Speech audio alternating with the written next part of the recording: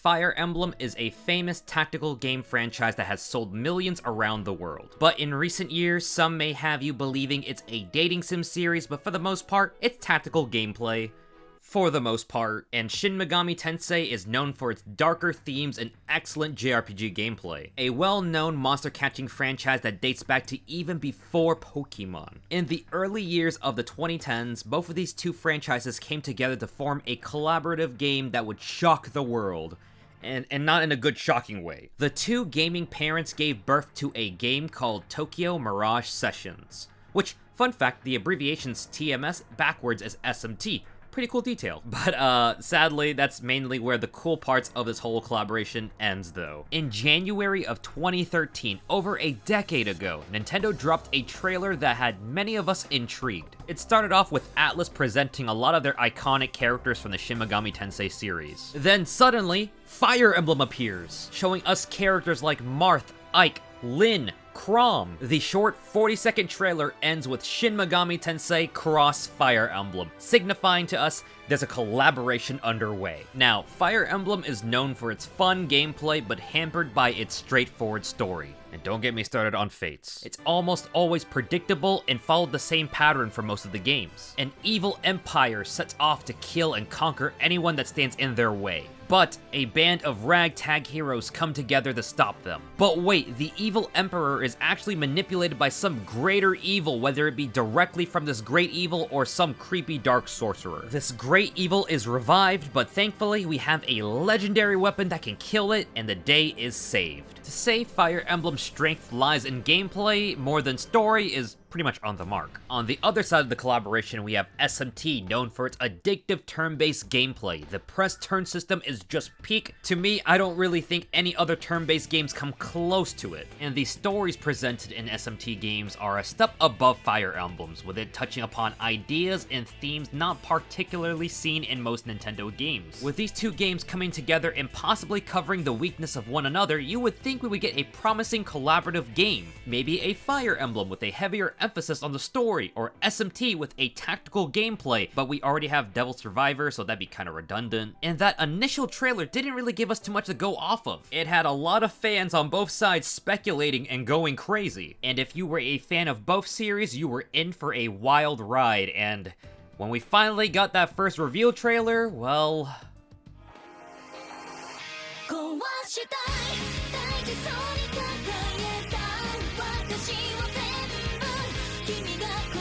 Okay, so it's definitely not what most of us expected. It featured themes about idols, bright colors, and was heavily influenced by the anime side of things. And yes, while there were some people actually excited for the game, there were many more people who were not happy for it. And some of the responses against it were including things like, they trolled everybody hard. It still hurts to imagine what could have been. Idols were a mistake. And lastly, game meant to be a fan service for both SMT and FE fans. Pisses off both fan bases incredibly. Mostly people who don't like either series are hyped for this game.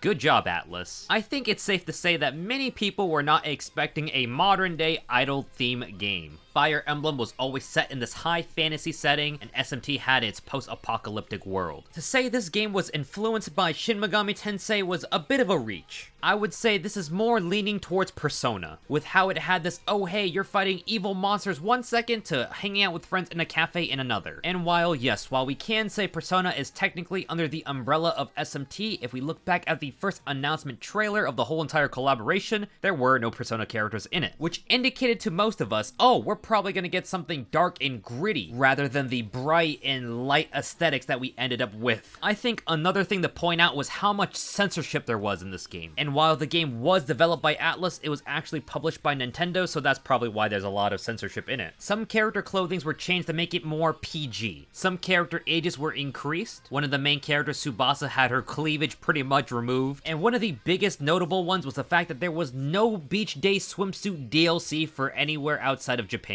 This video by Censored Gaming goes over even more, so if you want to learn more about it, go check out their video. I remember back in the day when this all happened, there was a huge controversy and people were talking about the whole whole censorship, and I wanted to take a second to point it out because honestly, looking back on it, I find it kind of funny. It just makes me think about how much effort went into hiding all the things and censoring them. It doesn't necessarily make the game worse, but what I think is the worst part about this game was the fact that it came out during the Wii U era, so it was stuck on that console for a long time. Fortunately, or in some people's eyes, unfortunately, the game was eventually ported to the Switch years later in 2020. Other than being more accessible, the game offers some new changes from the original, like new gameplay additions like side characters having an impact in battles, adding new extra dungeons and costumes so you can make your characters look like other Atlus iconic characters, and yes, a Joker from Persona 5 costume does exist. We can never quite escape this guy. And finally, technical improvements like loading times being cut down because the loading times were rough on the Wii U version, as it's not exactly the strongest system ever made. So where exactly are the collaborative elements of SMT and Fire Emblem? The Fire Emblem elements include things like the story having a heavy influence from Fire Emblem, characters and some of their likeness being borrowed, Chrom being this weird spirit looking guy, Shida, which by the way guys, I don't really know how this name is pronounced because apparently Japanese fans pronounce it like that, I'm gonna say it like that. Shida being in the game, Kane, and oh yeah, they made Tiki Hatsune Miku. She's a in-game Vocaloid. In typical Fire Emblem fashion, we have our blue-haired protagonist with Itsuki and Tsubasa having blue hair. This one's kind of a stretch, but this character, Kiria, has like green hair and it kind of reminds me of Lyn. Once again,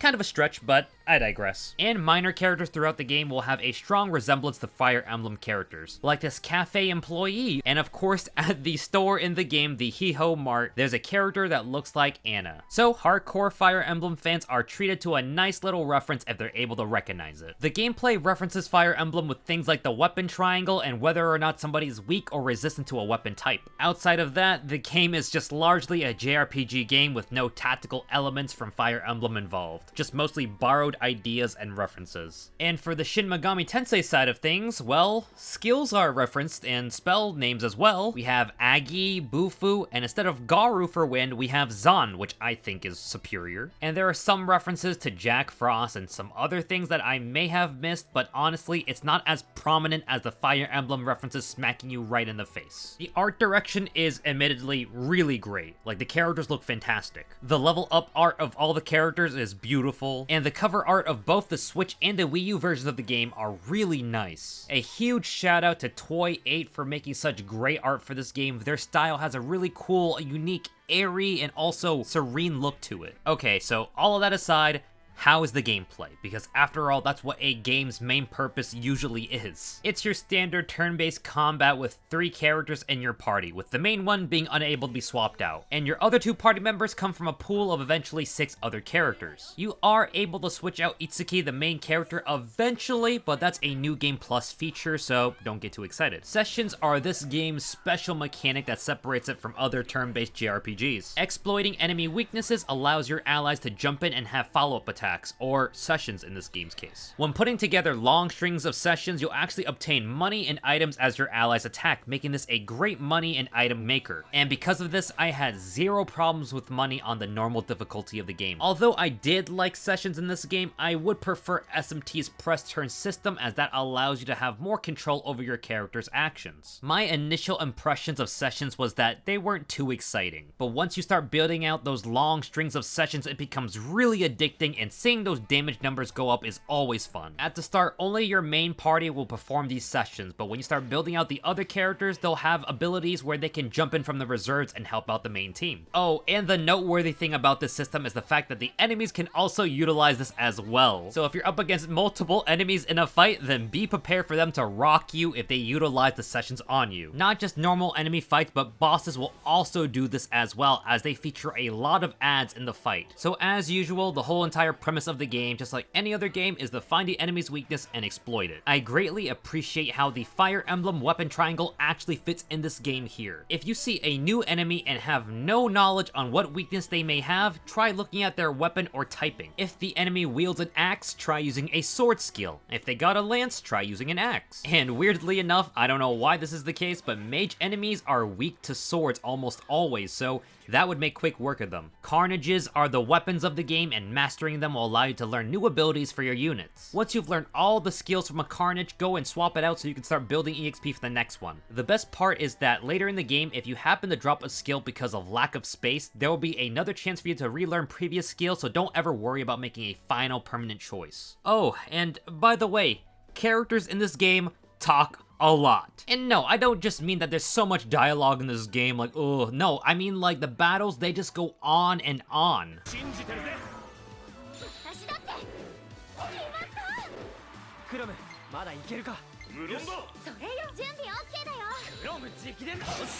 When you hover over an ability or when you perform a session, they will start yapping, so get used to it if it bothers you. And a minor nitpick is that the sounds of weapons don't really seem to pack a punch when you hit enemies. The weapon hit sound effect comes off pretty weak and doesn't really give you that satisfying hard-hitting registry. Outside of combat, the game doesn't have any social links. At most, the interactions with you and your team outside of the main story are your 3 side stories for each character, mirroring the Fire Emblem supports, and that's it. You can talk to your friends as NPCs outside of the stories and around town, but other than that, you can't take them out for coffee or take on the ultimate rice bowl challenge. I'm not gonna lie, I'm gonna have to throw props for the devs for actually sticking to their vision of the game. It wasn't trying to be another Fire Emblem or SMT game, but rather its own thing, while being a love letter to both. Okay, well, trying to be a love letter for this game, a lot of people would probably find this game really weak in trying to really pay homage to both. But I am a huge fan when it comes to new ideas and innovation. There were a lot of funny and silly moments from characters, and it never really took itself too seriously. It, strangely enough, felt heartwarming. And maybe I'm in the minority for this one, but I actually found the music to be enjoyable. I know the pop idol thing isn't everyone's cup of tea, but I actually came to appreciate the bangers from this game. The game's presentation and tone is drastically different when compared to its parents SMT and Fire Emblem, but I was willing to give it a shot. I didn't want to dismiss this game just based on its aesthetics alone. Would I have loved to see an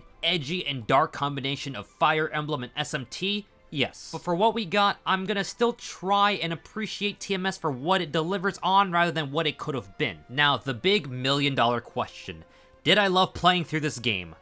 I'll get to that in a second once I cover through the story, so that way you have an idea of what I went through without having to play the game if you have no interest at all. And the game story is, well, it's definitely aware of what it is. It's not some edgy SMT story or evil empire trying to conquer the world. Tokyo Mirage Session stays true to its wacky ideas, themes, and dialogue. Characters in this game are overdramatic and tropey, and the idol stuff is not just for the aesthetics, but it's the whole shebang. It's integral throughout all of the game. And something funny that I've noticed with anyone who's had this game that I've talked to is that they played maybe about 2 hours of the game and then got bored and never came back. And I'm not an exception either. The only time I'm actually coming back to beat this game now was to see if I can get the full value out of it while making this video. The game is at full price $60, and honestly, I really don't recommend that game at that price point. I was able to put around 30 to 40 hours of gameplay with no intention of playing the game after one playthrough. The story is, well, on the same coin as Fire Emblem, with nothing really being too spectacular. With this game, you're mostly in it for the quirky characters and dialogue and serviceable combat. If you really had to pick up this game, I would wait for it to be like maybe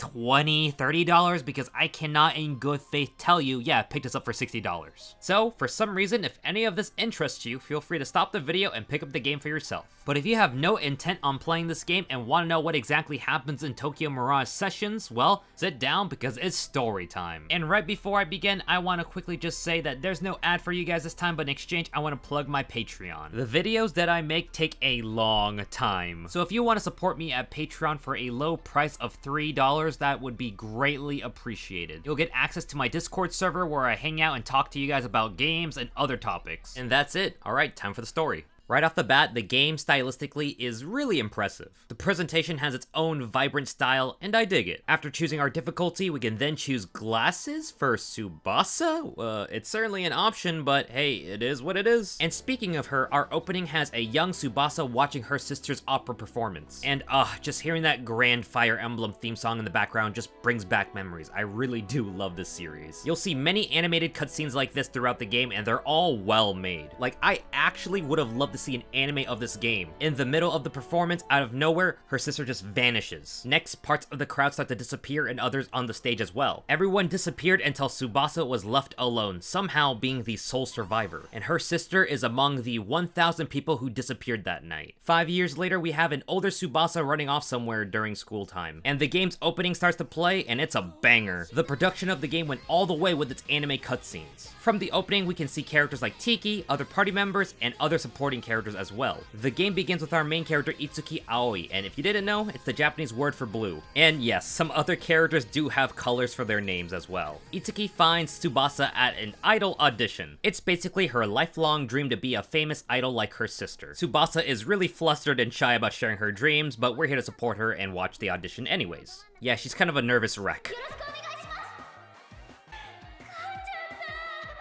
During this audition, things start to take a turn for the strange as we start to notice that there are ghost-like entities around. The host of the audition starts to ask Tsubasa really weird questions regarding her missing sister and the mass disappearance event from 5 years ago. He keeps prodding at her with these questions and it's taking away from the cheerful and fun energy of the event. He then goes crazy and summons a number of ghosts to start draining energy from everyone in the area. The host remarks how he wants the performas of humans and steals Tsubasa away into this mysterious door. Performas are an energy source that comes from humans that provides sustenance and power to these ghost-like beings. Itsuki miraculously wasn't debilitated by the attack and gives chase to save Tsubasa. With no weapon or anything at his side, he's kind of either really brave or crazy. We enter this weird cityscape world and met by a girl who tells us to go save someone, probably referring to Tsubasa. This is Tiki, and we'll learn more about her later. On our way over to Tsubasa, we find other people being attacked by these ghosts, led by Teru, the host of the event, having these ghosts possess people and then dragging them off to who knows where. Itsuki finally finds Tsubasa, but they're both attacked by the ghosts. But at the very last minute, they're both saved by this weird, mysterious light power within them. The ghosts cease their attack and seem to regain consciousness. In return for helping them, they protect us from the evil other ghosts. And you might have guessed it, they're really just personas, or JoJo stands if you want to look at it that way as well. Once again, I'm not sure why they didn't just advertise this game as Persona X Fire Emblem instead of SMT. I think telling people that this was a Persona collaboration game instead would have more eyes on it than SMT because, well, and you know, I hate to admit it as an SMT fan, but Persona has become more of a household name than SMT. And on top of that, saying this game was an SMT collab would have many people thinking it was going to be a dark and gritty game, but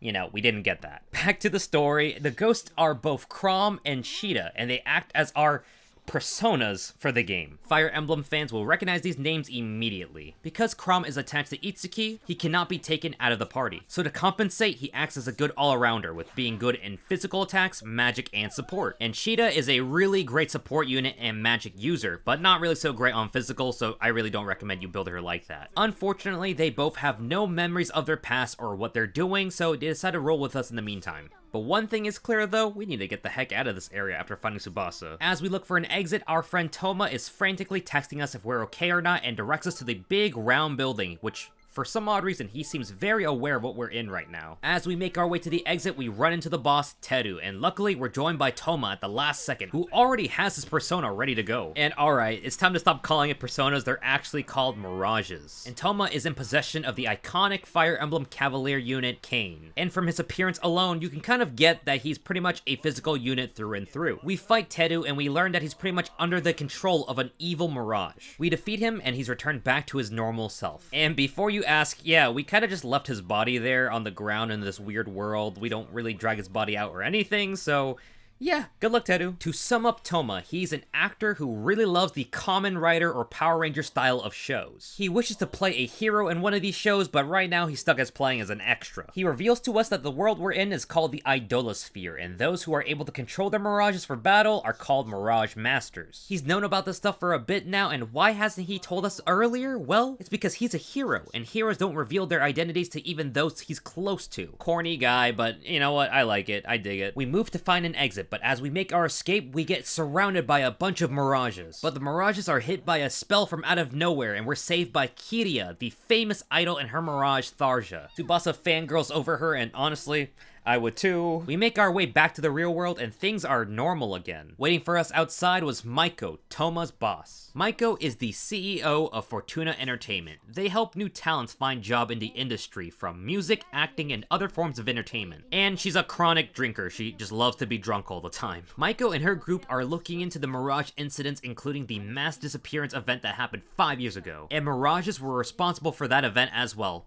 Who'd have thought? Mirages live in the idolasphere, but they cause harm to humans. Mirages can only be harmed by other Mirages, so that's why the Mirage Masters are suited for this job. Unfortunately, Mirage Masters are hard to come by, as it's a rare ability to have. Tsubasa wants to join her company and help solve things, as she would feel bad to not lend her abilities as a Mirage Master. And it also brings her one step closer to figuring out what exactly happened to her sister and that whole mass disappearance. And Itsuki joins as well because he's just along for the ride. Maiko says to meet up at their secret HQ, and with that is the end of the prologue. The so-called secret headquarters is actually the Fortuna Entertainment building, so not so secret after all. I do gotta commend this game on its humor. So it's a talent and production company that moonlights as a Mirage investigation team. When we get here, Tsubasa fangirls all over Kiria again, and you know, I would do the same. Toma wants to introduce us to someone who's just beyond that door. Here at the HQ, you can heal up with the vending machine, watch past cutscenes, and look at other little records of your gameplay. As we head through the door that Toma wanted us to go through, we see that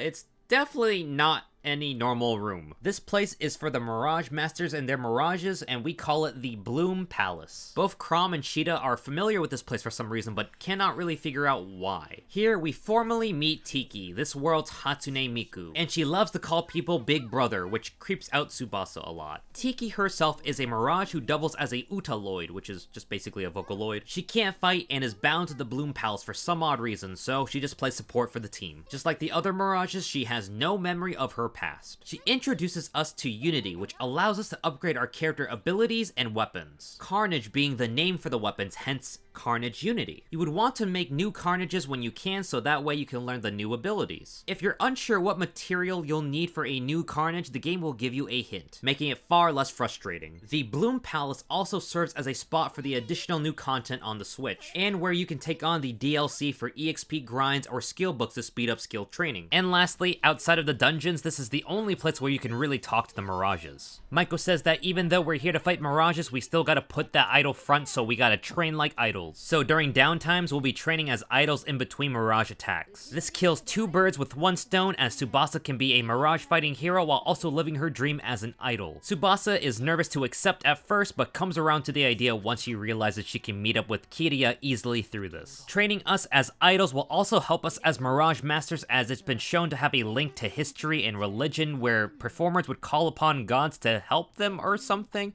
I don't know, I'm not gonna argue against it. Maiko is a beautiful woman and I don't argue with them. To begin the next chapter of the game, you'll need to head to the studio, and that's pretty much how you start every single chapter. Between every chapter is an intermission segment that allows you to take on side stories and prep for the next chapter, with grinding materials, EXP, or crafting new Carnages. Oh, and the menu populates with more people as you meet them, a really cute touch. The studio is in Shibuya. Shibuya will essentially serve as a central hub for buying all your items. There's a cafe that you can visit for healing and additional small buffs, the Hee-Ho convenient mart to get some items, and a jewelry store that you can visit for accessories. At the studio, we meet up with Barry Goodman, our trainer in all things idol. Former famous American guitarist for a band, but he gave that life up to go to Japan and live in that idol culture, essentially. I appreciate this big guy, he's honestly a fun watch. As we undergo the training montage, Tsubasa tries to put her best efforts into training and singing, but Barry detects that she isn't quite putting her full potential into work just yet. Barry is a tough guy, and he really lets her have it. We comfort Tsubasa and try to help her figure out how to get her full potential. Shortly after, we run into Kiria, my beloved. She's a seasoned idol and has been in the industry for a few years now. She gives us some encouraging words and tickets to her next live concert in hopes that watching it will spark something in Tsubasa. Kiria sings the game's opening Reincarnation, which is once again a banger. Watching Kiria helped encourage Tsubasa to be just like her. Extremely corny, but it is what it is. Then another orb of light comes out of Tsubasa to signal to us that she's learned a new ability with her newfound confidence. This helps Tsubasa open a door within her performa, super corny. The corniness is broken up by an attack by the Mirages. Normal people cannot see anything happening though. Instead, they succumb to the sudden wave of fatigue and collapse. Kiria spots a mysterious woman who seems to be the source of all of this and gives chase. But she's shocked when she comes face to face with her, finding out that it's Aya, Tsubasa's sister. Tsubasa is distracted by this revelation and nearly takes a hit. Luckily, Kiria shields her, but is heavily injured in the process. Instead of worrying about her, she tells us to give chase to Aya, bringing us to dungeon number 2, the Shibuya 106 building. Not to be mistaken with the real-life 109 building. We're introduced to the savage enemies of the game, which is pretty much a death sentence if you fight them. Savage enemies will always be a bit stronger than you and always will scale with your level. So attempt to run away or use the smoke machine item to guarantee an escape, or else things will get messy. As we progress, we find a man being under attack and we rush in to save him. This flamboyant dressed man is Hatanaka, a well-known man in the industry for being one of the best producers around. He sets up concerts like the one Kiria had a second ago, and I don't trust this guy at all. To me, I just find it suspicious that he's here, and it just gave me red flags. I don't know. I don't trust him. He leaves to the exit without protest, and we continue on. We find Aya, and it's clear that she's under control by something, and this isn't something that she would do normally. She tries to fight back, but the hold on her is too strong. With the power of love and believing in her sister, Aya nearly snaps out of the Mirage's control, but it doesn't work, and we're pulled into a mini boss fight. The group believes that with a song, it could reach Aya next time we see her to free her from the control. And man, I'm really trying hard to defend this game and give it a shot, but this is just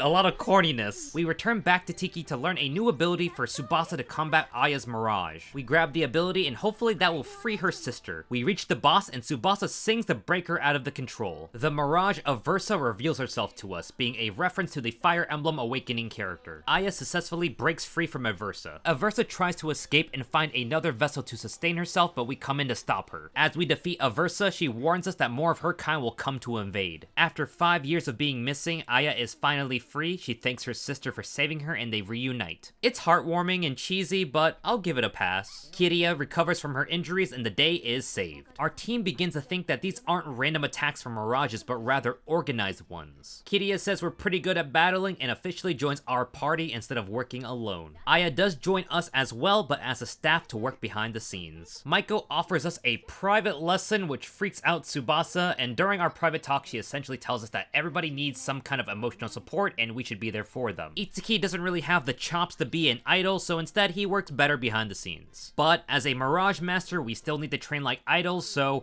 we can't escape that. With Kiria on our team, we have her Mirage Tharja. If you are familiar with Fire Emblem Awakening, Tharja does retain her freaky stalker side in this game, and she does drop hints that Kiria is interested in us, so let's go! Kiria is our mage unit, and I immediately replaced Tsubasa with her because I just loved her more. So now we're in the intermission phase of the game. But you're kind of gated from progressing too far because you won't be able to obtain materials from enemies in the later dungeons. If you battled enough with people in your party, you can get them to increase their support or relationship with you so you can tackle on their side stories. Side stories unlock a lot of great abilities, and each character has at least 3 side stories. If you end up completing all of someone's side stories, you unlock their best ending possible. And if you complete all the character side stories in the game, you will unlock the best ending of the game. Of course, the side stories are optional, but it really does open up characters that you enjoy playing with. Kiria's side story is about how she's a cool girl, but she wishes to express her love of cute things. But a former friend in the past said how cringe it was for her to like cute things, and that has traumatized her since. Her side story ends with her having the best of both worlds, with embracing a cool and a cute image. We're even treated to a little AMV, and it's pretty good actually, so very worth doing. Some may say that Kiria may be my favorite character. I don't know. I don't see it. In Chapter 2, we meet Mamori, the star of Microwave with Mamori. She's also a singer, but more on the ballad side of singing than pop. Unfortunately, though, her CD sales haven't been hot. But she's not gonna let that stop her from getting more jobs and growing herself.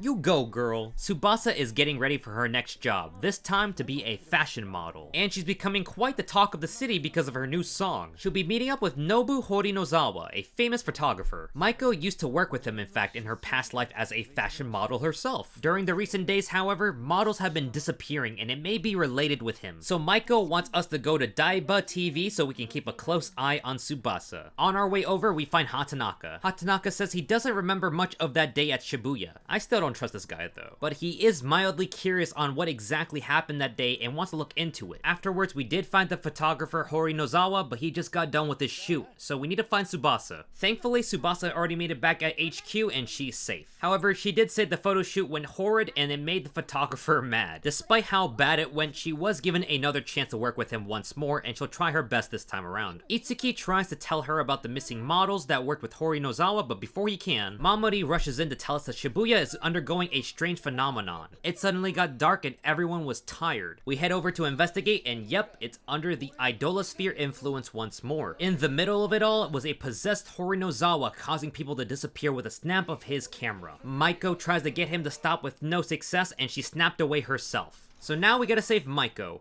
And Hori Nozawa as well, I guess. Throughout the dungeon, there are photos of models scattered on the walls. In the second segment of the dungeon though, instead of various models, they're all just pictures of Maiko instead on the walls, hinting at some kind of relationship between the two. As we confront Hori Nozawa towards the end of the dungeon, he seals away our ability to summon mirages. He takes the time to insult Tsubasa for her lack of talent in modeling. We retreat and notice that we were able to communicate to our mirages once more. It seems that his sealing powers were only temporary. As we escape, we come right before the Yashiro concert, a famous male idol who's known for being kind of a jerk. And despite others being tired from the last Mirage attack, somehow they all seem energized once more. Yashiro is Kiriya's co-star and a great singer, but he doesn't play well with others, unfortunately. His performance fills everyone with energy, and that's what it means to be a Mirage master, and that's what we should aspire to. Yeah, corny, I know. His performance inspires Tsubasa to be more expressive with her modeling. Back at the office, we find Mamori with Hatanaka, and he's here to speak with Maiko, but she's not here. He tells us that Maiko and Hori Nozawa's relationship was more than just professional. He also says to seek out a book called My Complex, which is essentially a book from Maiko's modeling days. Once we found the book, we see Maiko in her element, a true expert at modeling herself. Tsubasa gets inspired to be more confident with her modeling, and this leads us to saving Maiko. And after a little bit of practicing her modeling, she unlocks her Performa to save the day. Yep, and you can kind of see the trend of this game. Evil Mirage shows up, takes over an area, we go to stop them, we face the boss, they say we lack the conviction to stop them, find a way to help Tsubasa get that confidence to fight the boss, and once she does, we have the ability to fight the boss, and then we save the day and repeat for the next area. A majority of the game goes through the same loop, and it just gets so tedious and predictable. We head back to the boss, and Tsubasa shows off her new poses. And this is a censored scene as well. She's wearing far less clothing in the JP version of this game. And I'll admit, this scene is kind of silly, and that's the charm of this game. It doesn't take itself too seriously, and I won't be too harsh on it for that. Her modeling brings out the excitement out of Hori Nozawa, and he forces out the Mirage possessing him. Gangrel, a villain from Awakening. This gives us the opportunity to fight Gangrel, and we save Maiko and Hori Nozawa. We save the day, and to celebrate, we have a photo shoot with Maiko, Tsubasa, and a blonde model who may be important to the story. We don't know. Maybe not. I don't know. The gang tries to figure out what exactly is the end goal of all these mirages. If these attacks are organized, they must have some leader. But sadly, we still don't have enough to go off on, and we just have to wait until more attacks happen so we can gather clues together. Shortly after, the same blonde model shows up. Her name is Eleanor Yumizuru, or Ellie. She's an actress with an inflated ego despite not really being famous yet. But I do like her. She's got a bit of charm, and she's not a complete asshole. She joins us at Fortuna, but not as a party member just yet, and Chapter 2 comes to a close. At this stage in the game, we unlock the EX dungeons. They're a new piece of content that came exclusive with the Switch port. You can unlock new things like costumes for your characters, but nothing overall new to the story of the game. The costumes feature other characters from Atlas titles, including the samurai outfit from SMT4, and yes, there is a Joker from Persona 5 outfit in this game as well. Chapter 3 begins with us learning more about Mamori. While she's already a famous TV star, Maiko would like to have her use her singing skills more. And Barry is her #1 fan, by the way. Maiko reveals to us that Barry was once a Mirage master himself, but due to a fight that involved him using a lot of his powers, he lost his Mirage. Maiko also tells us that Mamori isn't a Mirage master yet, but can see the potential for her to be one. How can she? I don't know. They don't explain that much. Mamori herself comes in to tell us that she has a big live TV opportunity with a show called Serenade. It's a show on Daito TV for traditional Japanese ballads. And if you're guessing what's gonna happen soon, well, you just might be right. We time skip ahead for us waiting for Serenade to start. While we wait, Maiko tells us that she investigated Hori Nozawa and learned a bit more about what happened to him exactly. He started acting strange after working with Daiba TV station, which by the way isn't Daito O TV station. I don't know why they couldn't just use a totally different name. They had to use both D and TV, but I got mixed up a few times actually during the playthrough of my game. This same TV station was actually involved in both Horinozawa's incident and Tsubasa's audition from the very start of the game, hinting at the fact that Daiba TV could be behind all these attacks. We really couldn't confirm just yet. During our wait, Yashiro shows up to Fortuna and asks us where Tiki was. He demands we hand over Tiki, we refuse, and he just ignores us and walks over to the Bloom Palace anyways. Unsure if he's a foe or an ally, we come to a fight to stop him. He's a Mirage master himself with Navarre, his Mirage, a swordsman from the original Fire Emblem game with Marth. And after 2 turns, he just one-shots our team with his ability Thousand Waves. It's clear he's far beyond our strength and insults us for it. Tiki finally appears to him but is unsure of who he is as she's lost her memory. Yashiro takes his leave as nothing else can be done about this memory loss. It's clear she means something to him, but we're just not sure what it is exactly. Kiriya tells us that Yashiro's father actually was on the stage during the mass disappearance event, and the trauma of losing his father must have pushed him to fight alone all these years, just to seek revenge for his father. To make matters worse, the studio that Mamori is at is under attack by a Mirage-possessed guitar man. Yes, Barry himself. So we gotta go save the day once more, yeah! But this time, Ellie decides to join us with her Mirage, Virion, an archer from Awakening. We find Mamori, and thankfully she's okay because Barry shielded her from an attack. He was taken into the idolasphere in her place. So, time to save Barry. Midway through the dungeon, we defeat the mini-boss and ran into Yashiro once more. He has no interest in working with us and thinks we're too weak for him. He doesn't buy into the whole idea that friendship is strength, so we just leave him be. And of course, before we can fight the big boss of the dungeon, we need to overcome one task. To progress, we need someone to sing the theme song of an anime, which happens to be Barry's favorite anime. We get Kiriya to do it, and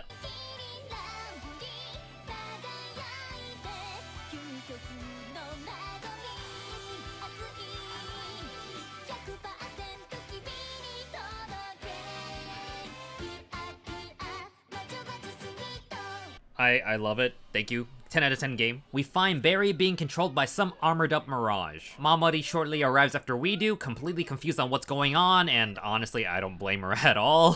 But she really wants to save Barry because he's done a lot for her. Mamori sings to help Barry break through with one final push of the control, and it works. And once more, we fight the boss, defeat him, and the day is saved. Just kidding, not just yet. The Mirage Knight is still alive and refuses to die. His name is Drog, and he was actually Barry's previous Mirage. Mamori's ability as a Mirage Master awakens, and she becomes Drog's new master, becoming our axe-armored unit. Drog coming from the OG Fire Emblem game. Drog comes back to his senses, the day is saved, and we have Mamori on our team. Out of most of the main story segments, I kind of find this one to be the most touching. Outside of the station, who else do we see but Hatanaka? And I'm telling you, this guy is suspicious. He says he's curious about all of the weird anomalies going on, but we tell him to just leave it to us. We don't really want him to get all curious and get hurt. But in my opinion, there's no way you just make a random NPC guy just so curious about all this stuff, so my money's on him being a part of all of this stuff. Before he takes his leave, he tells us that Daiba TV has a new president, and he's just a mysterious fellow with nobody really knowing anything more than just his name, telling us this in case it may be relevant to whatever's happening. For now, we just pocket the info and have to investigate it later. Barry is back, and we're all at HQ making sure he's okay. Mamori has her debut in singing, and that's chapter 3 all wrapped up. Now, earlier, Drog dropped a promotional item called the Master Seal. It's an iconic Fire Emblem item that allows someone to have a stronger class. It was a nice surprise. I like seeing the variety of changes for a class. Some of the designs go really hard, actually. I do like this a lot. Chapter 4 starts off with Tsubasa now having a role on the TV show Sneeze Detective Maho. The president of Daiba TV station has taken a liking to her and pushed her to be the lead of the show, in fact. The show will be directed by Kuin Tarachino, a well-known director. Yep, and if you're thinking the same thing I thought when playing this game, he will be our next Mirage-possessed human, yay! Luckily for Tsubasa, she isn't the only one that's going to be a part of the show, but Ellie will be joining her as well to keep an eye on her. And so does Itsuki as an extra. And not only that, but big surprise, Yashiro is also a part of the production as well, playing the villain of the show. Very befitting. We talk with Yashiro about whether we're enemies or allies, and it's just not yet clear.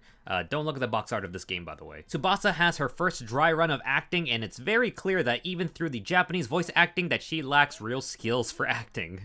私はあんな狡猾な犯人を捕まえられるのでしょうか。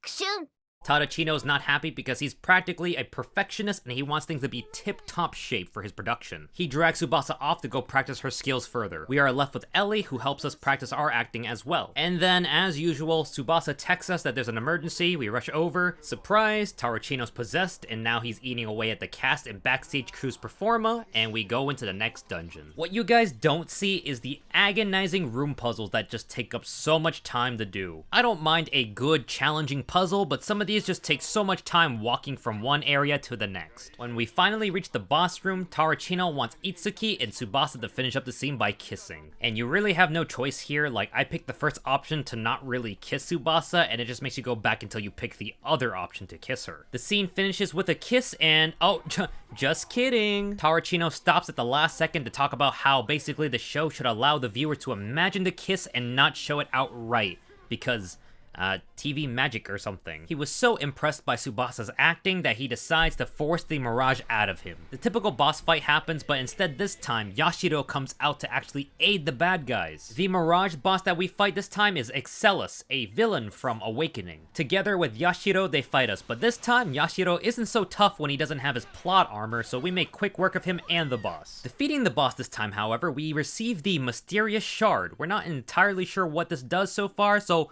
we'll pocket it and keep it for now. Now the question remains, why did Yashiro fight us? Well, it's all done to essentially just test our strength.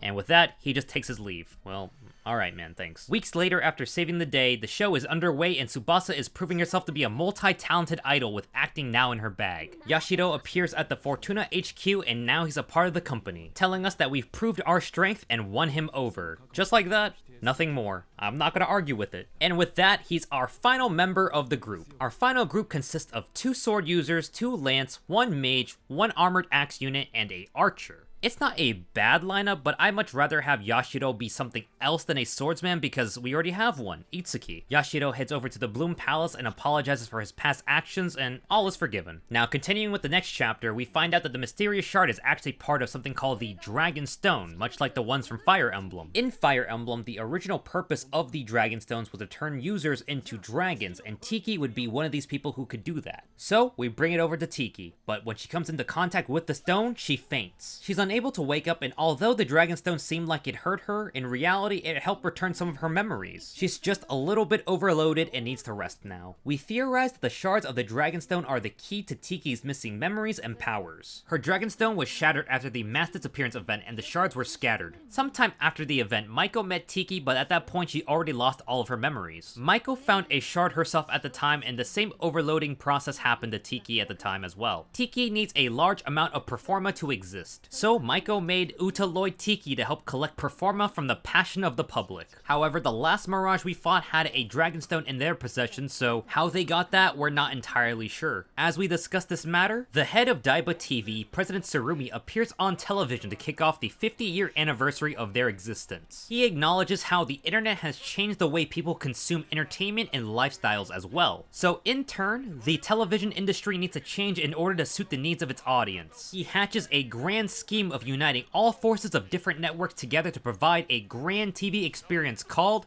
Enter Kingdom. A large celebration of things like concerts, performances, fashion, and comedy, with each event being held by the different bosses that we fought before that were possessed by the Mirages. And finally, the biggest shock of them all, Tsubasa will be the spokeswoman of the whole entire event. It's kind of crazy how quickly she rose to stardom, like, in such a short time. Nevertheless, everybody on the team has a role in the big festival, so she's not alone during the festivities. Everybody but Itsuki. He's kind of like a floater, he just kind of walked around talking to everybody who's at each event. I kind of got a little bit lost on what to do. Eventually, I decided to go visit Tiki, and she's finally woken up. She tells us that she remembers the mass disappearance event, and she remembers the person behind it all. It was Garneth, the Dark Pontifex. He tried to use the people of our world for his magic, but he was stopped by Tiki. Yashiro was almost taken, but he was saved by Tiki. And that's why Tsubasa was the only one who survived that event, because she was protected by Tiki. Garneth possessed Yashiro's father, the lead in the performance, and took people away before Tiki could save them. Garneth's master plan was to start the Opera of Shadows, which was to bring the end of the world, to summon a monster monster known as the Shadow Dragon. If you played Fire Emblem, then you would know it's very reminiscent of that game. Garneth has seemed to attempt this multiple times, with the first time being in Tiki's homeworld and then 5 years ago with the mass disappearance event. In Tiki's homeland, he did succeed in summoning the Shadow Dragon. A war raged on between her people and the Shadow Dragon. In order to have more strength, her people had to transform into the Mirage forms we see today. Many heroes came together and fought as hard as they can, but unfortunately for Tiki, she doesn't know the outcome of the war because she was sent to the idolasphere, a place that exists between our world and hers. Although Garneth was able to start the Operas of Shadow 5 years ago with Yashiro's father, his father actually fought back and stopped him, sacrificing himself in the process. Garneth has been looking for a new host, and Yashiro is seeking vengeance for his father. The only problem right now is that we don't know where this new host or a potential new one could be. As we talk, a powerful earthquake shakes up the Bloom Palace. So powerful, in fact, that it was felt in the real world too. Barry tells us to go to the Cosmic Egg as it's swelling up. And for context, the Cosmic Egg is a basketball stadium that's not a real egg, but well, a real massive egg did actually appear, and it's time for us to investigate this. The egg seems to be taking in a large amount of Performa energy. Unfortunately, there's a large barrier blocking us from going in, so we have to go back to Tiki for some advice. She believes a Dragonstone shard may have been used to create a barrier to prevent us from entering, so we gotta find this Dragonstone. She sends it in the Daiba TV station idolasphere, and at the same time we receive the ability to destroy walls that we couldn't destroy before. And now we gotta play the backtracking game.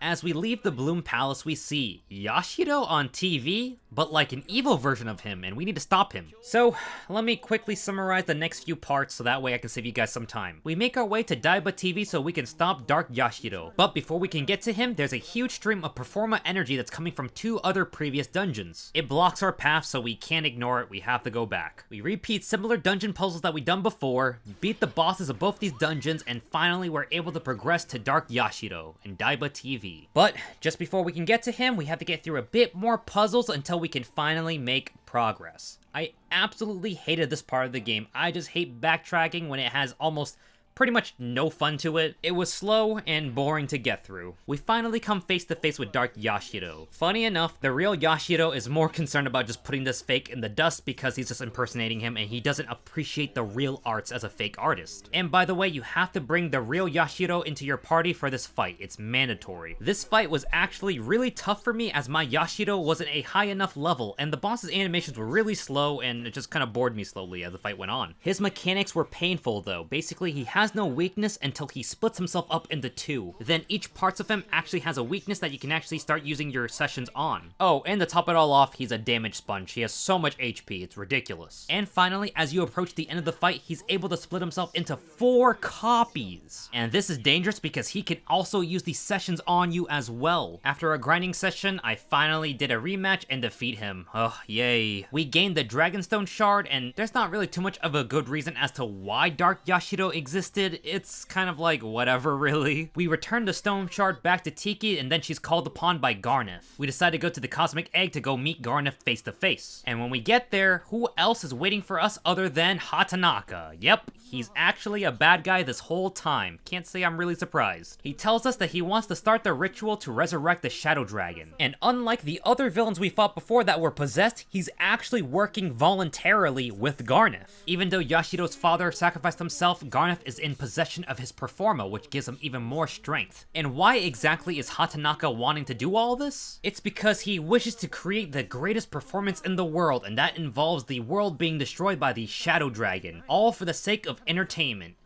He's crazy. We can't just yet get the Garneth because he has a strong barrier up, but luckily Itsuki unlocks a new ability with the help of Yashiro. They're able to pull back Yashiro's father's persona. Oh my god, wait, sorry.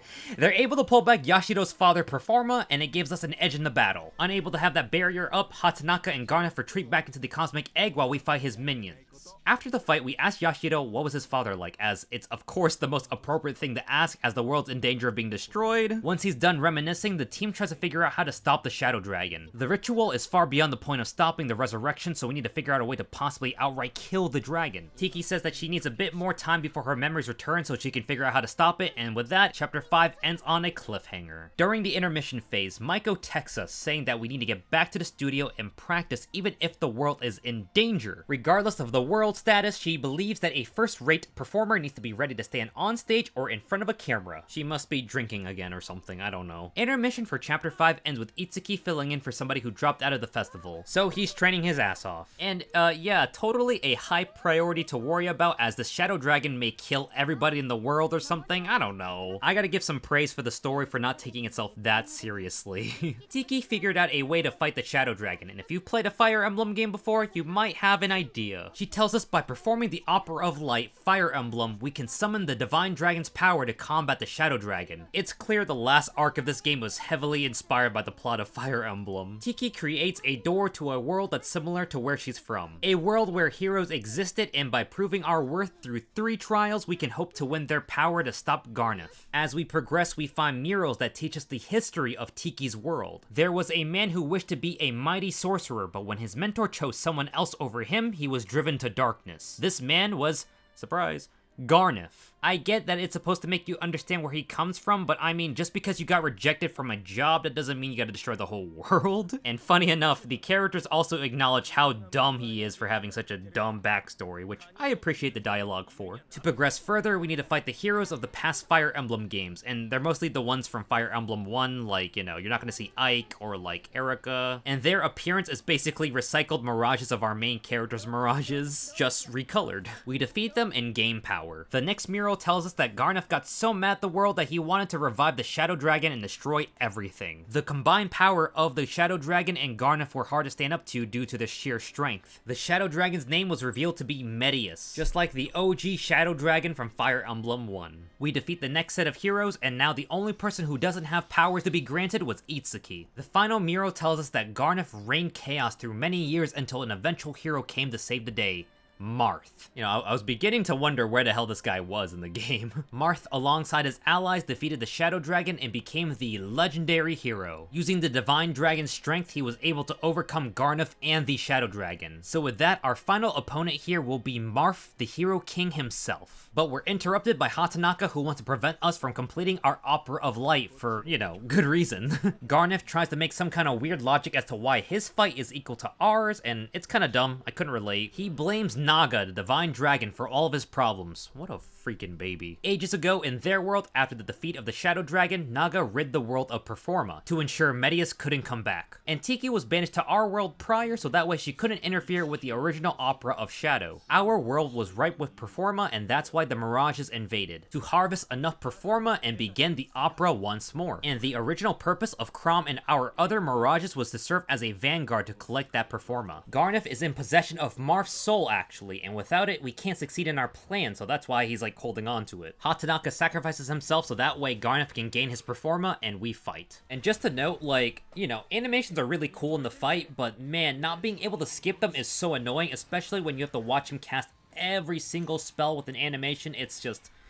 it was a rough fight, but we defeat Garneth. You would think defeating him would end the game, but nope, it was all a part of his plan to sacrifice his soul and Marth's to have enough energy to revive the Shadow Dragon. A large earthquake occurs and we can hear a loud heartbeat, signifying that the Shadow Dragon is now alive somewhere. With no Marth's soul, we can't complete the Opera of Light, and this could be the end of us. We head back to Tiki to let her know what happened, and it seems like there's not much we could do anymore. But Tiki believes there could be another way to stop the Shadow Dragon. By getting close enough to the Shadow Dragon, we can perform the Opera of Light as Marth's soul is still within him. Tiki suggests to maybe not try that as it's dangerous to get close enough to the Shadow Dragon, but we have no other choice. The team gets all motivated and wants to help, so we continue with this plan. Sorry, Tiki. Our support team encourages us, and Maiko tries to equate this task of fighting a world-ending Shadow Dragon to as if we're performing on stage. Okay. Maiko gives a final round of encouragement and we're off to fight the Shadow Dragon. Heading back to the Cosmic Egg, we reach the final area of the game, which is like a weird combination of the world of heroes and Tokyo, but in ruins. I guess this is where the post-apocalyptic SMT influences come in? At the very last area of the game. As we progress, we fight all the other previous boss that we fought in the past, so it's basically going to be a boss gauntlet all the way up until we fight Medius the Shadow Dragon. After defeating a boss, each character has a moment with their Mirage, as this could be everyone's last time with one another if we fail. We make it to the final area of the game, and this is where the Shadow Dragon will be at. This orb thing in the sky, which has a stage or altar that's perfect for us to do the Opera of Light. How convenient. Itsuki and the team take their roles to prepare for the final battle by like literally acting out roles for this final part of the game, and the Opera of Light is performed, and it's certainly something. It's very cheesy, but it is what it is. Before we can finish though, Medius appears and fires off a dark piercing beam that instantly hits and kills Itsuki. Also, Ellie here references the line, "There are better places to take a nap than a ground." I found it really funny in the moment. But when all hope seems lost, the powers gained from the heroes that we fought suddenly jump out of everyone and combine, entering Itsuki's body and reviving him. And as he arises, he awakens as Marth. Tiki teleports in with Maiko and Barry to provide some support because, you know, friendship conquers everything. Itsuki and the crew sing as they make their way to fight Medius with a rendition of the Fire Emblem theme.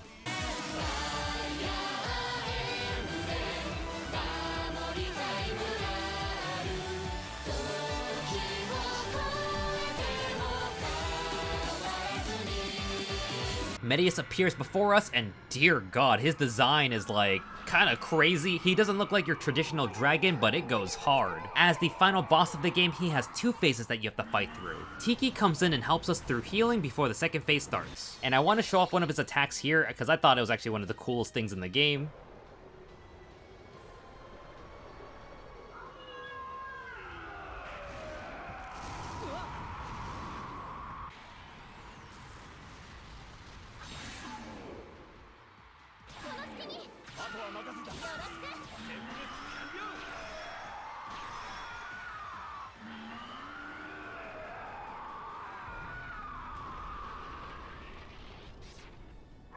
And after a long fight, Medius was finally defeated.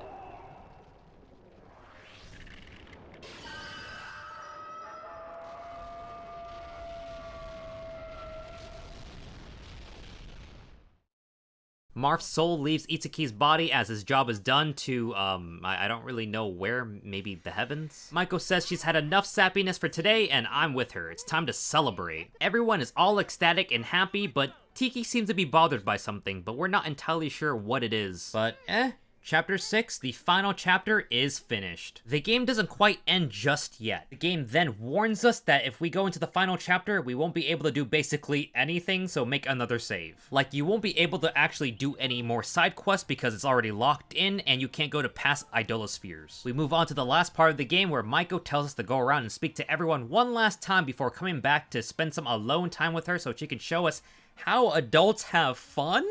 Jeez. She says she's joking, maybe, and says that if she ever made a move on us, then people would actually come for her head, so yeah, probably shouldn't do that. You can go around and say hi to everyone as they're enjoying the festival, but once you're done, head over to the Bloom Palace to go see Tiki. And here she's gathered around with all the other Mirages. Their memory has returned, and there's no more evil to fight in our world, so they're just gonna go back home to rebuild their homeland with the help of performing arts. Even if the threat of Medius comes back into their world, the Mirages have the confidence that they can handle him. Here's hoping. We say our final goodbyes and the Mirages are ready to head out, and Tiki starts the process and they all go back home.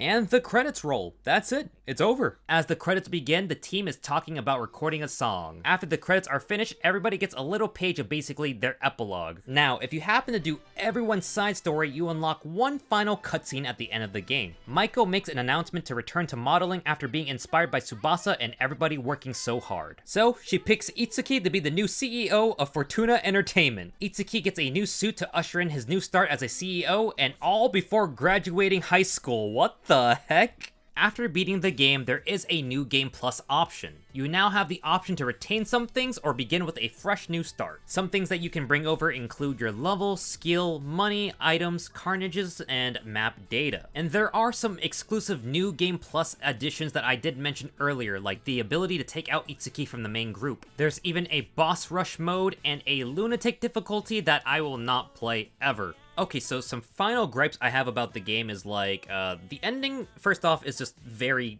okay. Like, it wasn't anything spectacular. It didn't really feel like it was worth playing for this game. I found it really odd that the other Mirage Masters didn't have a chance to say goodbye to their Mirages. Like, I get that they said goodbye in the final dungeon, but I felt like that was more for being like, hey, if we all happen to die here, that's goodbye, but they all survived. And then the other Mirages were like, okay, we're just gonna, like, leave quietly now, so kind of weird. I really felt bad for Aya to, like, be shafted to the side, like, oh my god, sister was missing for 5 years, and then she just comes back, saved, and it's like, oh, I'm just gonna work a desk job now. Like, I guess that's what she wanted. It's just so, like, anticlimactic. And oh my god, the random, oh yeah, the Daiba TV president guy is, like, super sus, like, he could be a bad guy.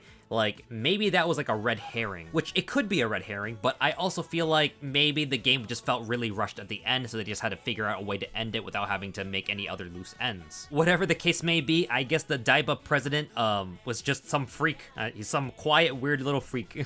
Overall, the story was like a solid, like, it's just okay. Like, it's just alright. It didn't try to be anything bigger than it was, it knew what it was trying to accomplish, but I just am left wondering, like, what exactly, like, who exactly is the target audience for this game? Like, ultimately, I think it left a lot of people in both fan bases just really confused as to, like, what exactly was this game. Like, I read online there were some people who actually did enjoy it, but I think a majority of people were just like, this is just gonna be another forgotten JRPG, which it kind of felt like it really has. And one final gripe that I have is that there's one missable attack that you can get in the game. It's with Itsuki and Tsubasa, and to get it, you have to basically choose the right dialogue option for those silly little dialogue choices in the game. By choosing the right dialogue choices, you slowly build up points in this hidden point system. And you can miss this if you didn't rack up enough points to appeal to Tsubasa every step of the way in the game before the end. And I didn't get it because I like Kiria more. Sorry, not sorry, I just love Kiria way more than Tsubasa. So my final thoughts on this game is that it was certainly a game. It wasn't the best JRPG ever, obviously, but it also wasn't the most fun I played. The sessions mechanic is something truly fun, and I hope it's something that'll be reused by another game in the future. The characters and the silly dialogue were fun to listen to and made the game a bit more bearable, but the story pattern between each chapter hampered my fun so much. Like, I already knew it was coming, and I just was so annoyed with it, and having to go through annoying puzzles made things even worse. All in all, this game is not worth $60 at all. If you are, for some odd reason, mildly curious about trying this game, I would highly recommend you pick it up on, like, a really deep sale. Like, at, I don't know, maybe like $20 at most, like 10 if you can, but like, I don't know, I wouldn't even do 20. And a very odd thing I'll say is that even though I didn't really have the best time ever with this game, I kinda do want a Tokyo Mirage Sessions 2. I know I'm, like, talking really bad about this game, but for some odd reason, I can see this game, like, if they improve on all of the bad aspects of it, it could be a really enjoyable game series. But as we both know, it's like a collaborative game between Atlas and Fire Emblem, and these collaborative things almost never happen, so it's just a pipe dream and it'll probably never happen again, so might as well just kind of appreciate what we got, I guess. I like the ideas presented, I just wish it was all done better. Anyways, that's my video. Thank you guys for watching. This is Kogan. If you liked the video, please like the video and subscribe. Have a good one.